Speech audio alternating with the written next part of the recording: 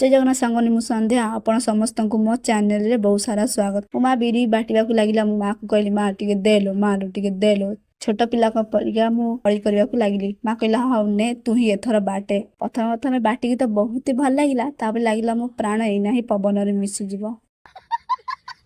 एते भारी काम कई सारला पर मते गोटे कथा मन पइला वेट वेट आपा मानु देखौची।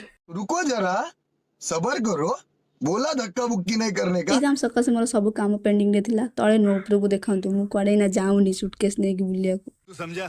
हाँ नहीं तू समझा नहीं। बस सब काम करके आज ही मोर सब झाड़ बुआई देबी। अच्छा तापर मु कौन कली मोर सब ड्रेस बाहर कर सारला परे पेपर बाहर करी सब झड़ा झड़ी कर सारला परे से पेपरटा को अलमीरा रे सेट कर देली। पेपर अच्छा अछि त काई नष्ट करिया। बात तो सही है। एटा होची ना को अलमीरा भितरे मोर ड्रेस तो पाइबे ता सहित बापार मार दीदीर ड्रेस पाई जिबे।